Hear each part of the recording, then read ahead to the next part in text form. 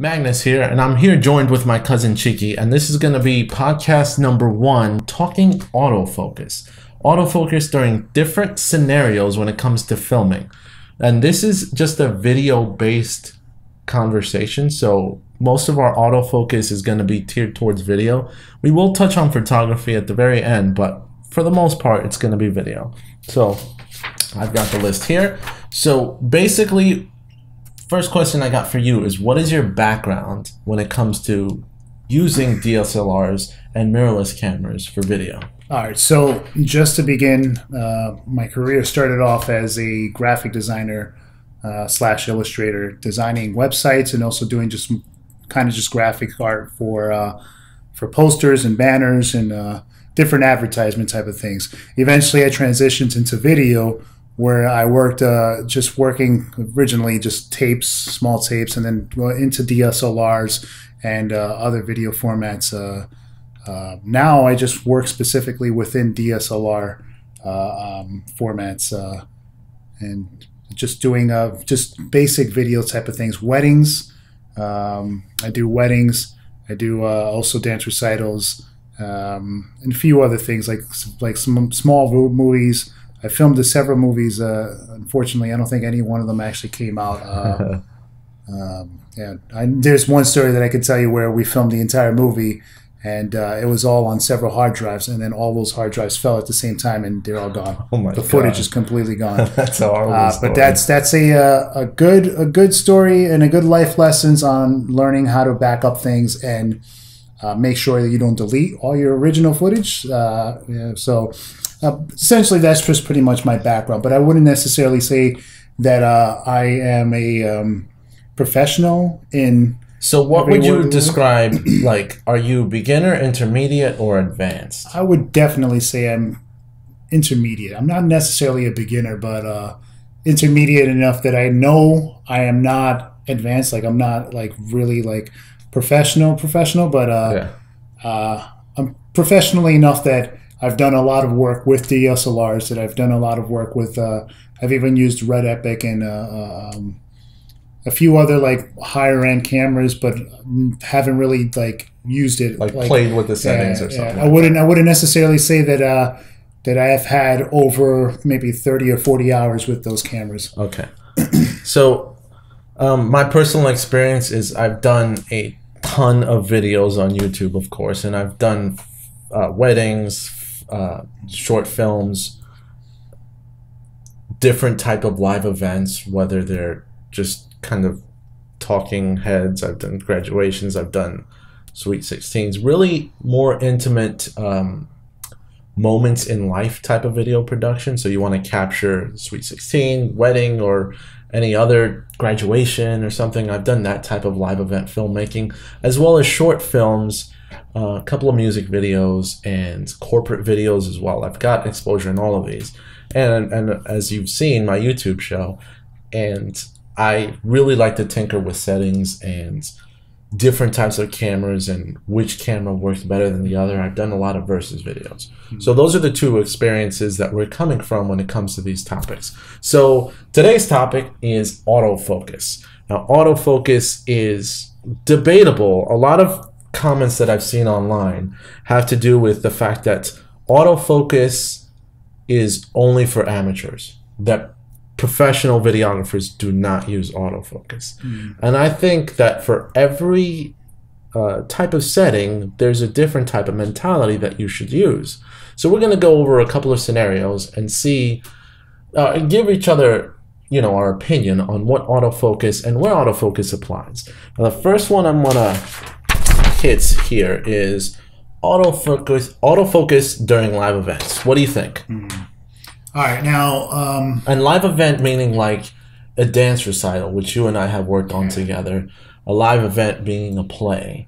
A live event meaning something that's going on, for example, speeches and stuff like that. What is your opinion on autofocus with DSLR or mirrorless cameras? It depends. For me, it depends specifically on what kind of live event you're shooting. For instance, if you're filming something... if you're filming something on a stage, and depending how far the camera is from that stage, Can the autofocus pick up? And also, if you were using a lens that has either a shallow depth of field or a more wide depth of field, where it actually captures a bit more, then perhaps an autofocus might be fine for that. But I personally would use manual, depending on where I am. If I'm close to the stage, it would have to be manual. What if? Well, actually, no. Sorry. If I'm close to the stage, I might actually use autofocus in that situation, depending on how much people are moving on the stage. Okay. If it's, for instance, if it's like a play in a sense where there's not much movement, there's just minor back and forth, and it's easy for you to track. Maybe just put it in manual because you're not exactly overexerting yourself too much on focusing in and out. But if it's like a dance recital in a sense where people are coming in and off the stage, you're trying to capture as much of that movement as possible. Autofocus might be pretty good, but it also depends on lighting as well. In dimmer lighting, sometimes you're focused on one thing and then the camera just goes haywire and it goes out of focus and in focus, ruin your shot. So it all depends, for at least with my experience, it all depends on what you're doing and what's working for you at that very moment, you know? Okay, so live event for you is basically manual is something you can count on. But what do you do if your camera, the camera that you're using, does not support something like focus peaking, which is the glitter? I call it glitter on top of the focus subject. But what do you think? Yeah, this, if your camera doesn't support it, all right, so good thing is to have a monitor, obviously. You want something large enough that you can actually see, to be able to see that you can rely on, that you know when you're looking at it and your eyesight can tell, okay, that's in focus, that's out of focus. Right. That's a good thing. Some monitors actually support the feature where it actually has that, like that what you were talking about, and the monitor itself does it for you. I'm not that accustomed to using that because I usually, when I set up the cameras for me, and it's all manual focus, I'm usually at a distance far enough away where, and I'm using a lens that actually picks up people within about maybe on the stage within like 5 to 6 feet or like close to each other, or behind, and it's able to pick that all up just so long as the person, there's not a person all the way at the front of the stage and another person all the way in the back of the stage, and you're trying to keep both those people in focus. Normally for that, you'd have to only get one or the other. That's when you have to actually manually adjust those people.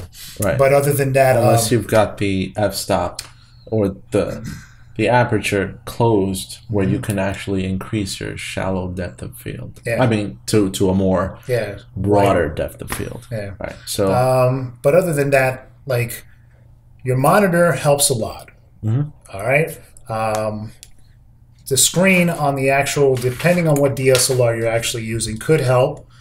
You can get depending on the DSLR itself, the screen itself is pretty helpful. It won't exactly be one-to-one with the color accuracy or the lighting and all your settings and everything, but at the very least, you can see who's in focus, who's out of focus at that very moment on that screen.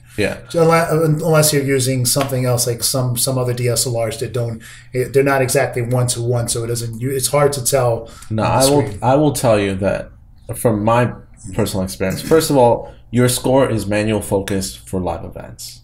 For most manual, for most live events. All right, so I'm kind of keeping a score sheet here, so I'm just writing that down. And now other live events that I filmed as well, sports. I filmed soccer, I filmed baseball, I filmed football, and this is all on field, on the floor, not at a distance. So manual as well for that, especially when you're trying to follow action. If you're on the sideline of the field and you're following action, you're panning left and right, Right. Autofocus might be more helpful in that type of situation. Got it. But if you're capturing people coming down the field, like if you're at the end of a field, looking down and they're coming down this way towards you and back and forth like this, manual focus would actually be pretty useful for that, because you could follow one subject, a person who has the ball, and capture everyone else that's around that person and keep that person in focus as they're coming towards you, and then as they're going away, you can also keep them in focus. Whereas if you have it autofocus, the camera might get confused, might not know who exactly the subject is, and go out of focus as the person's approaching you. So once again, it all depends on the situation and where you're at and what kind of camera you're actually using. But for the most part, manual focus is what I would stick to. Okay, so from that point, I would tend to agree with you. My one disagreement with you would have to be, first of all, manual focus for live events. I still believe that is where you should go. The fact that you don't have to record yourself and you can actually keep track of the action. Tools such as focus peaking do help. Where I disagree with you and where I have experience is the fact that the screen that you're using, whether it be a slightly larger monitor or the screen on your DSLR or mirrorless camera, does not give you sufficient information for whether you're in focus or not. Because of the resolution of those screens is much smaller than what your output file would be. And especially with 4K footage where your resolution, due to the increased resolution, your sharpness is it's pretty much brought to light if you're looking at something in 4K, because it can really tell if you're out of focus, and your depth of field actually becomes shallower with the increased resolution.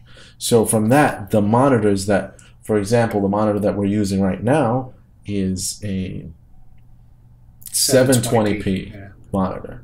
So it's not going to really be able to detect if we're in focus or not just by looking at it. You really have to need an assistant such as focus peaking to really be able to help where you're sharp and where you're not.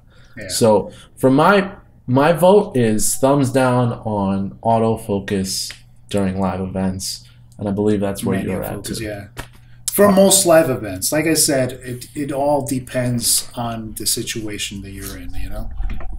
All right, so next would be autofocus during vlogging. So vlogging situations are pretty much where you're holding the camera to your face and you're talking to your camera the entire time. So autofocus during vlogging, what do you think?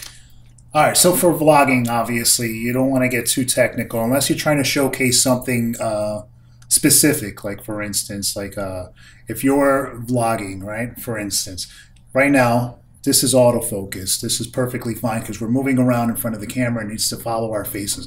We're not doing anything complex or crazy where the camera needs to actually focus in on one thing and stay focused on that one thing. Right. But let's say, for instance, I grab the camera, because it tends to happen a lot in vlogging. I'll pick up the camera and I'm like, all right, I want to show you this, and point it at that. In that type of situation, you can probably switch to manual, or since we're sitting here, manual focus would be fine when it's focused on here, and then you pick it up and just focus in on what you want, because you can easily and quickly focus in on the subject you're trying to capture footage of, and then put the camera back down. But then once again, you have the issue where you have to memorize where your focus was at and all that other information. So vlogging, autofocus, I think would be the absolute best in most situations. So your opinion, autofocus is for vlogging, because it's not. I mean, like I said, it depends. Once again, with everything else that you're filming, it all depends on how you're filming this and what your actual subject matter is. Okay. But once again, vlogging, autofocus, almost like 80% of the time. Thumbs up. Thumbs up, autofocus. I figured that what you're trying to say, thumbs up, autofocus, is what you're trying to get me to say for most of these things. But I'm not going to agree with you. No, that's fine. I would just want to hear your opinion. But my opinion also, a thumbs up for vlogging. For vlogging. If you look up some of the best YouTube creators, they solely depend on autofocus when it comes to looking at themselves and then pointing to others, because you need to be able to move quickly with your focus, and trying to adjust focus as you're going back and forth is near impossible unless you're shooting establishing shots or some B-roll where you can just hold it steady on one specific frame as you film whatever you want to film. But vlogging, for the most part, autofocus. Now, how much are you aware on different cameras and the different autofocus features? Like, I've talked a lot about the GH5 and the 5D Mark IV. What is your opinion on the autofocus that you know of with the GH5, for example?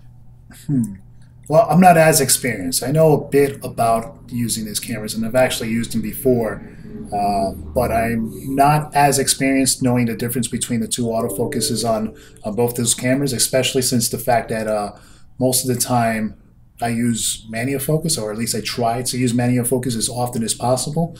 So I'm not as experienced using autofocus on those cameras. So I wouldn't exactly know the difference between the two. Has there been a camera that you have used where you feel that you can count on I've the autofocus? used the 5D Mark IV autofocus. That actually works pretty well, and I felt it's reliable for the situations that I would need autofocus for. Right. And in the situations where focus wasn't working out all that well, I can very easily just make it go into focus without an issue. Okay. Personal opinion as well. Like I said, I feel that the vlogging, it's definitely autofocus is definitely necessary. And the other thing too that I'd like to mention is the right camera is important for autofocus. Okay. I asked him about the GH5 because the GH5, in my opinion, up until now, is a camera that I cannot count on for vlogging because the autofocus is terrible. For B-roll, GH5 is amazing. For vlogging, it's terrible because of the autofocus. Personally, for vlogging, I wouldn't necessarily use, at least what we're using right now is 5D Mark IV with a 35mm lens. 24 to 70. 24 to 70. Yeah. I wouldn't necessarily use this camera for vlogging, especially if you're on the go and you're holding the camera in front of you to film, because of the weight and the size of the camera. It's bulky. It's a little too heavy. The quality is great. Autofocus is great, but it's just too bulky and heavy. I would go for something a bit smaller. You'll take a hit on quality of footage and perhaps the audio quality, but at the very least, it's smaller. It's more reliable. The focus is probably maybe about the same, and it's easier to use. You know, you can grab it and go. For the smaller camera. And only because it's smaller. Do you have any smaller camera that in mind that you would definitely use, or what about a cell phone? You could use a cell phone. Most people have cell phones, so especially if you're starting up doing vlogs, right, and you want to be able to film something. I always say it doesn't matter what the camera is that you're using. It's your subject matter and how you film it. Okay, so if you're doing vlogs and that's how you're starting off your career, or you're starting off a business or whatever, and you have to use your cell phone. A lot of these cell phones nowadays, the Google Pixel, iPhone, Samsung. All these phones have great cameras with great autofocus, and they are lightweight enough that you can actually hold them and turn it around if you need to film other things. And it has a lot of features on there. I'd say go for it, man. Just start with something. But other than that, there are other cameras on the market that are just small enough and lightweight enough that it actually is high quality cameras that you can hold in your hand like this, and the weight won't be that big of an issue. That you can run in and shoot and just film all day and have no issues with your camera at all. Got it.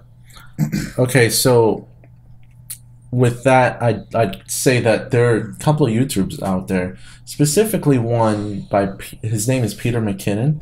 He uses the 1DX Mark II for his vlogs. So he'll use like a Gorilla tripod and the 1DX Mark II. That camera is just as big as a 5D Mark IV with a battery grip on it. So it's really large and really heavy. But he'll vlog with that because of the autofocus, because of the look and the 60 frames per second in 4K that you get, 30 frames per second in 30 to 60 frames per second in 4K, and 120 frames per second in 1080p, and the amazing look that you get out of it. So, but to your respect, that's not a practical setup. It's not necessarily a practical setup. He personally is able to work with that, but not everybody is going to be able to work with that because... And that's an expensive camera, too, at over $6,000. Yeah. It's an expensive camera, number one. It's also kind of big and bulky, obviously. So being able to hold it up to your face, film yourself, and then when you need to turn it around, be able to turn it around quickly, capture your subject, turn it right back around. In his case, he's able to do it. He's used to it. And it can handle it too, thanks to the dual pixel autofocus. But there's no image stabilization either built into the sensor. So that's another downside to it, is the fact that when you are moving it, it's a bit of a struggle. But let's keep this moving. So both of us say thumbs up on autofocus for vlogging. Yes, for vlogging. Thumbs up. All right, hitting the next topic. It's autofocus during filmmaking. What I mean by filmmaking is whether you're shooting a documentary, trying to tell a story with whatever you've got pre-written and shot, that type of situation with autofocus. Let's start with you. You've had some experience with shooting some short films. What do you think about autofocus during that? All right, so very obviously manual focus, like all the time. Because when it comes to filmmaking, you already know what you want to film, right? Unless you're doing, let's say, a documentary or something where you're just out filming stuff. You don't know exactly how it's going to go or what you're expecting. You know you're trying to get certain footage out of what you're filming, right? For instance, like some sort of nature documentary, right? You're filming animals. Animals are unpredictable, but you're just pointing at something. In that case, manual focus most of the time, but you could probably use autofocus if you're filming like animals or whatever, because they can also be spontaneous. You're pointing in one direction, you're trying to get something out of it, but you never know what they do, and maybe if it all depends on your subject matter. But for the most things, manual focus. Filming, you're going in with a script. You know exactly what your scenes are. You're planning this all out. You know who your subject matter is. You're going to do manual focus. In my case, I'm going to do manual focus almost all the time. Got it. From that respect, I'd like to say that I agree with you on the manual focus during filming. I believe that because you are filming and trying to tell a story, you need to have full control over that story that you're trying to tell. And usually when you're doing a pre-written story, documentary, for example, not documentary, I mean like a real like movie where you wrote a script, you have a storyboard, you know what shots that you want to get, there's no reason for autofocus. Autofocus is just full control over the story you want to tell. You can take the time to know where everything is going to be and have control over everything. When it comes to documentaries, specifically documentaries, it's a mixed bag, I believe. Documentaries, depending on what you're filming, and specifically if that documentary has a lot of moving parts to it, you can use manual focus. But where possible, autofocus can actually help benefit the unpredictable nature of some scenarios and some situations. I'm trying to think of a situation where autofocus would be more beneficial. Like for instance, let's say you were filming a pro wrestling event, right? Yeah. You're pointing at the ring, people are bouncing all over the place, and you're going well, that's more like a live event. Yeah, so it's more like a live event where you're pointing at the ring, which would be considered like a stage or whatever. People are bouncing around in all sorts of directions. You're trying to get them, and then you're panning the camera outwards outside the ring where there could be action going on there. It could be pretty difficult to constantly manually focus within your subject matter there. So autofocus could be beneficial depending on your camera and how good the autofocus is. And the lighting is and the lighting is usually brighter in that situation. So it makes it easier for a sensor to pick up. Also, let's say you're filming some sort of action scene in a movie or whatever, or a short film, and there's a whole lot of fists are flying, things are going all over the place. It might be beneficial depending on the scene itself to have autofocus, although in a situation like that you kind of want someone to control manual focus while another camera operator is the one holding the camera. So they're following the action, but the person off to the side is controlling the focus. So that way their focus, their mindset is just keeping things in focus. Basically, there are people out there that are paid just to focus. Exactly. And if you have them, use them. And if you don't, at least you have the time to take 2 or 3 shots and say, okay, let's try this again, let's try this again, take 2, take 3, take 10 if necessary. Whereas a documentary, I believe in some instances, you either get the shot or you don't. So it's a mixed bag sometimes. Although, you know, especially if you're trying to tell the story, I believe that you have more control over the story if you're manual focusing.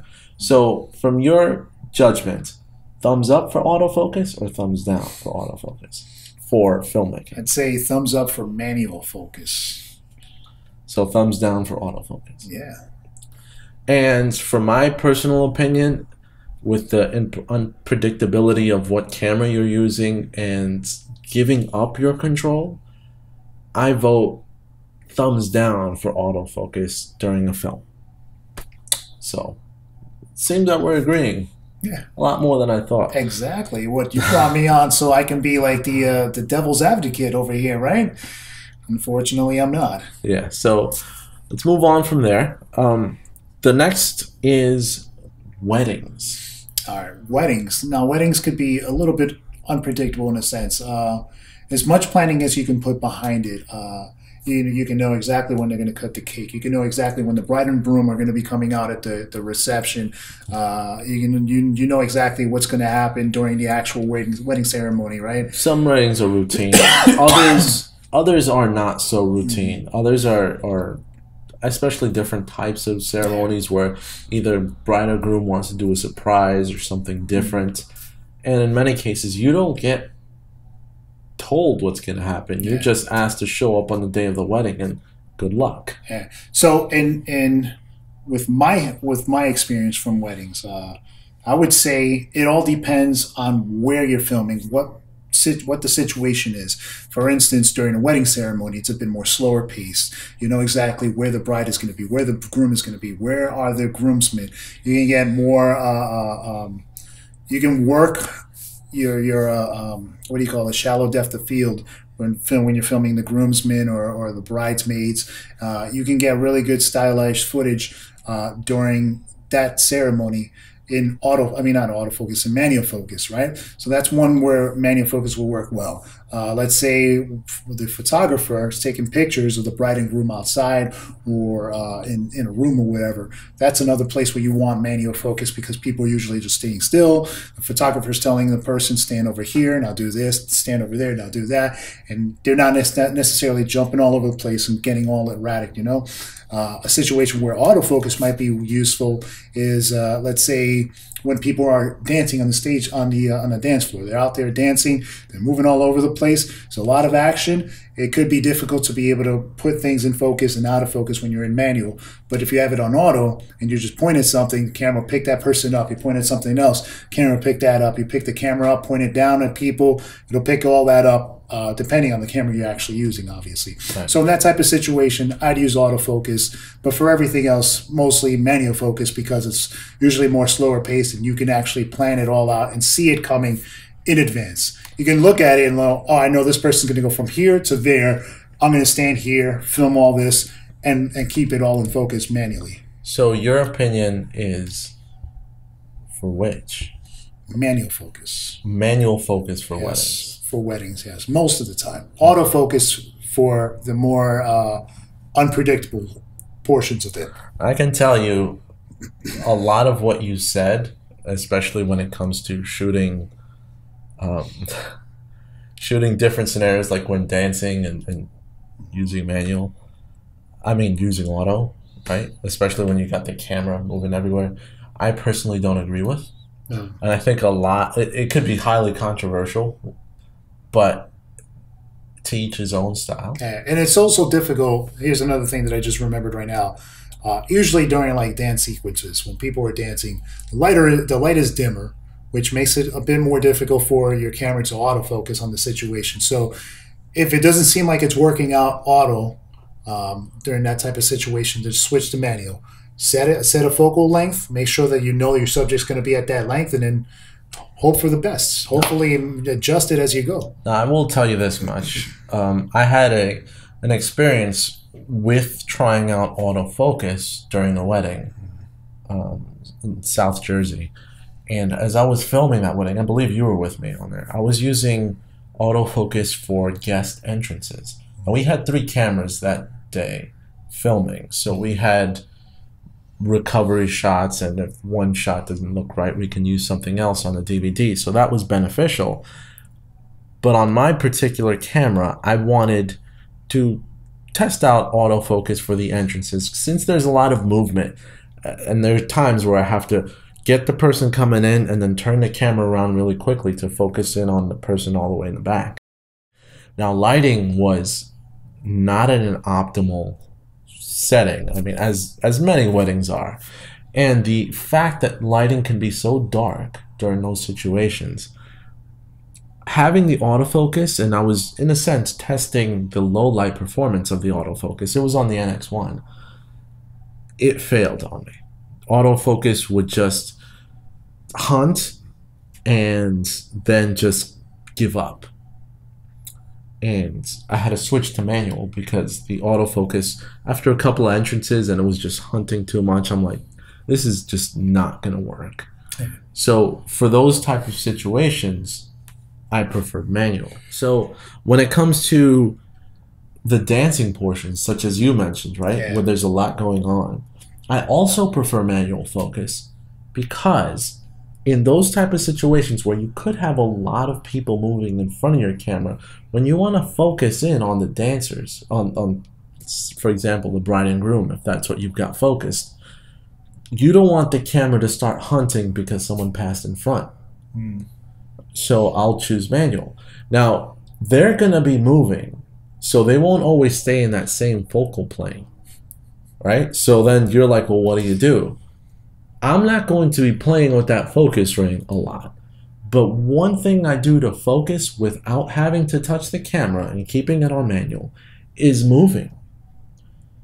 Because you don't have to touch the actual lens to focus. You just move yourself so that you're at the appropriate distance to get who you're filming in focus. And that helps a lot when it comes to not having to deal with the unpredictability of autofocus, and at the same time keeping your subject in focus. So my personal opinion, during weddings, thumbs down.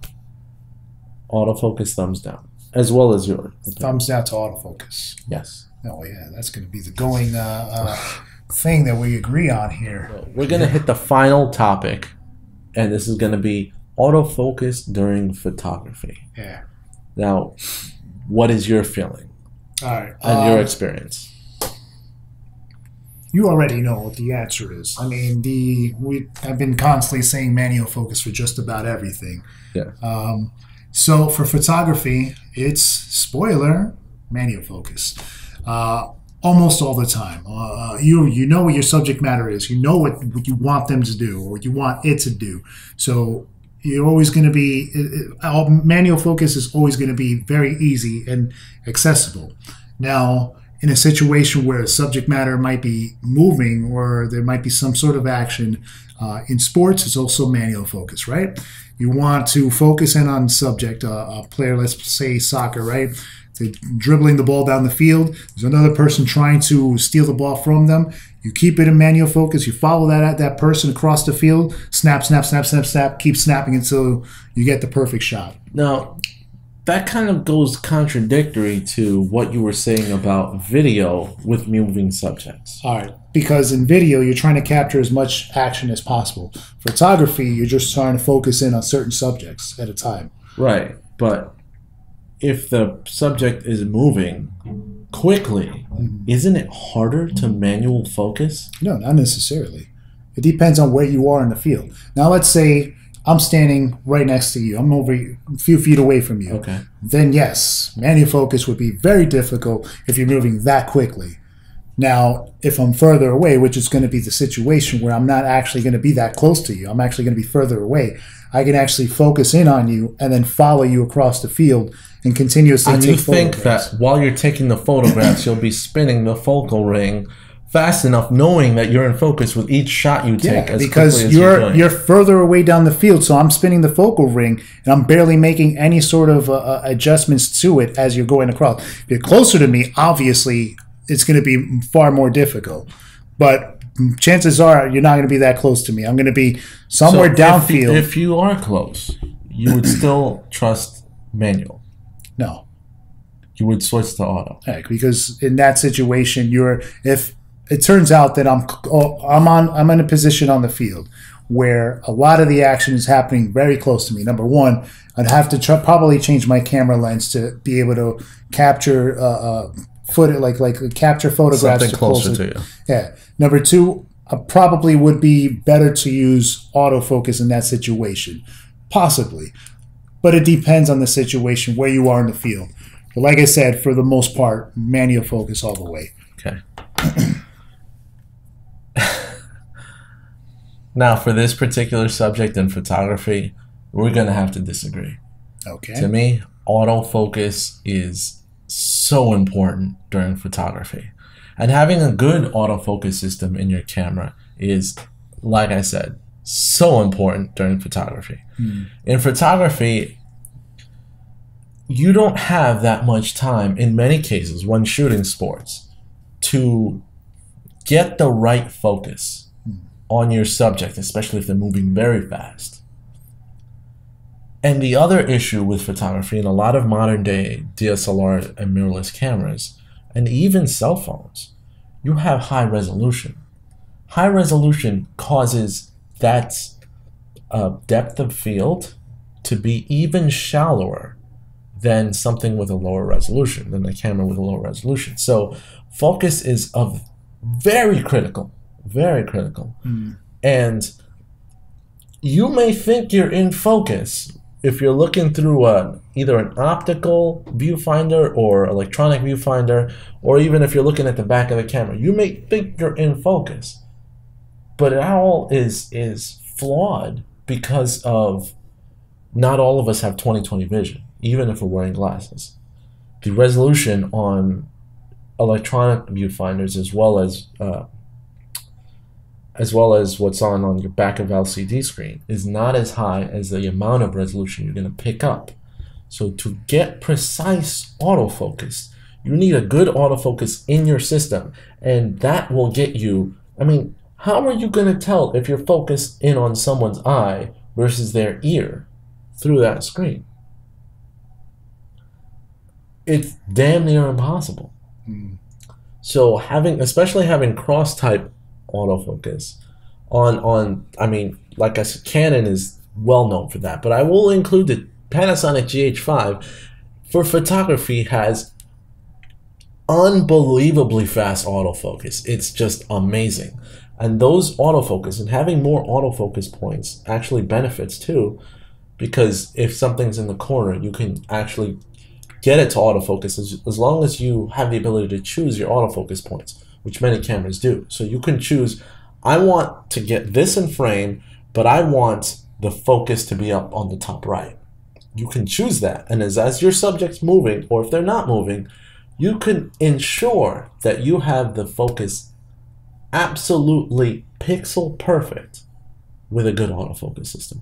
Whereas if, as you said, you're more of a fan of manual, you have to depend on two flawed items. Your eye. Oh, trying to say my eye is flawed? Unfortunately, we don't all have perfect vision. Oh, I do. And to be able to see at the resolution that low could be a struggle. As well as your reduced resolution in LCDs or EVFs. So, and to look through an optical viewfinder as well to tell if something's in focus. Again, you're dealing with the flawed eye, whereas using a system with advanced autofocus can really get you that sharp picture. And for a 30 megapixel file or 28 megapixel, Sony's A7 series with the 42 megapixel or something like that, that resolution, you absolutely need perfect autofocus to get a good shot. So for that, we're actually going to disagree. Excuse me. Can't help but cough. Are you feeling all right? No. I had a scratchy throat for the last 2 months. I don't know what's going on. So for autofocus, during photography, I say it's an up. You give it a yay, I give it a nay. Nay. And I did nothing to change your opinion on it. Absolutely nothing, no. Well, I mean, no, not actually, no. Okay. To each his own. You know, don't get too mad at him for his opinions, and don't get too mad at me for my opinions. Remember, most of the work that I do is not necessarily in video production or photography. It's mostly illustration and graphic design. Okay. So, again, it's a beginner versus more of a intermediate to advanced. Hey, all right. bro, hey. You're beginner and intermediate. I'm intermediate, bro, not beginner, okay? All right. And I'm a bit more advanced than he is. So in this, let's conclude and see where our opinions lie as an overall summary. Okay. So autofocus during live events, both were thumbs down. No autofocus during live events. Or limited. Limited autofocus. But mostly it's just manual, yeah. Autofocus during vlogging, both were thumbs up. Thumbs up, yeah. We're pretty good. We think that that's perfect. Because vlogging is not necessarily as demanding as other stuff. It can be. Have you seen Casey Neistat's videos or like I mentioned, Peter McKinnon's? Yeah. They're pretty good, and they're vlogging. That stuff gets millions of views online. Mm-hmm. Moving on. Autofocus during filmmaking, we both gave them a thumbs down. Yeah. So autofocus during wedding, thumbs down. Yeah. Both sides. And then photography autofocus, I gave it a thumbs down. And I give a thumbs up for photography autofocus because, I don't agree with him at all. But the point of this video, and to conclude, is just that different filmmakers, different levels of experience, and also different situations can determine whether an autofocus is necessary or not. The point is to use what works for you as with your level of experience, and the fact that not every situation fits everybody, right? So I've done a lot of videos where I'm just particularly mad on the GH5, but from his experience and his preference, manual focus would be just fine. So he might do better with the GH5 as well as others. But it's to each his own, right? So let us know what you think in the comments down below. Thank you for joining me today. And hopefully we're not getting too much hate based off of your comments or my comments. Well, I'm pretty sure most of the people in the comments would actually like what I said. And they're going to say really nice things about me, right, guys? We'll see. But as always, hit that like button, share, and you can make my day if you subscribe today. This is Magnus, and we're out. That's cheeky, by the way. Take care, guys. See you later.